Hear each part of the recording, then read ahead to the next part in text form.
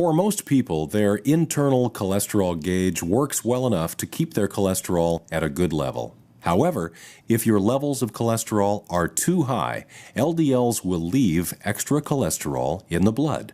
If the HDLs cannot pick up all of this cholesterol, it will begin to build up on your artery walls, along with other fats and debris. This buildup is called plaque.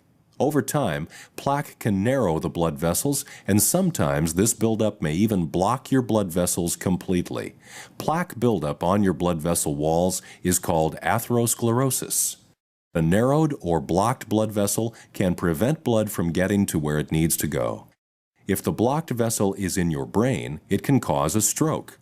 Blockages can also happen in the blood vessels called the coronary arteries that carry blood to the heart muscle.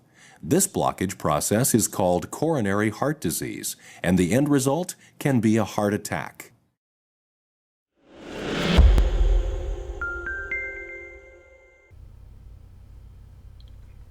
In light of recommendations for heart-healthy eating from national professional organizations encouraging Americans to limit their intake of meat, the beef industry commissioned and co-wrote this review of randomized controlled trials comparing the effects of beef versus chicken and fish on cholesterol levels published over the last 60 years.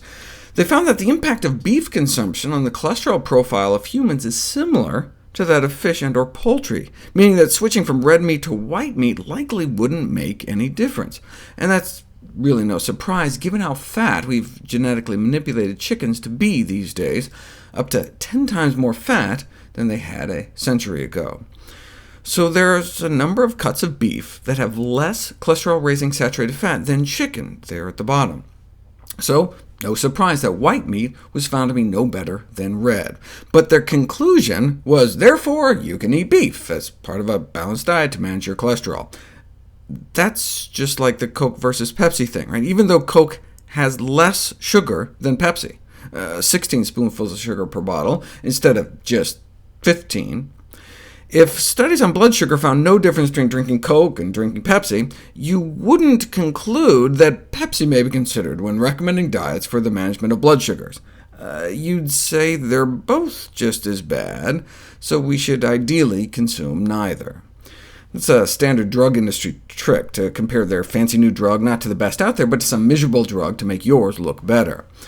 Note they didn't compare beef to plant proteins, like in this study, but I was surprised as I started reading this that they found no benefit to switching to a plant protein diet either. What were they eating? Plant protein diet on the left, animal protein diet on the right. Breakfast looks OK. Instead of a burger for lunch, the plant group got a kidney bean and tomato casserole and a salad, nice. And dinner, instead of another burger, just some boring vegetables. Why was the cholesterol of the plant group as bad as the animal group?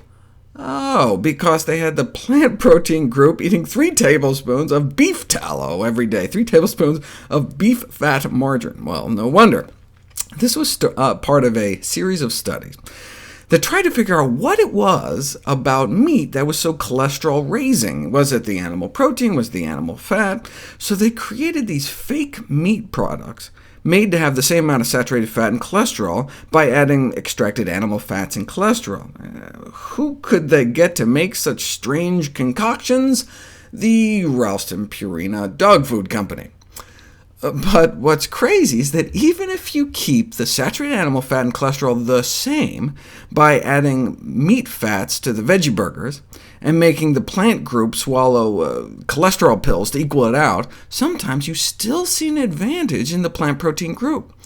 See how they had them switch diets halfway through and their cholesterol levels kind of switched as well?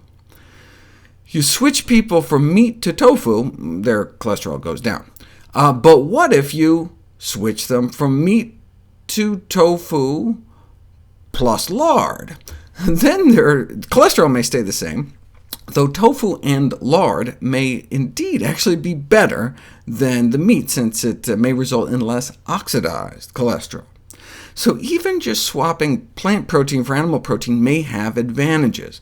But if we really want to maximize the power of diet to lower cholesterol, we may want to move entirely towards plants. The standard dietary advice, cut down on fatty meat, dairy, and eggs, may lower cholesterol 5 to 10%, but flexitarian or vegetarian diets may drop our levels from 10 to 15%.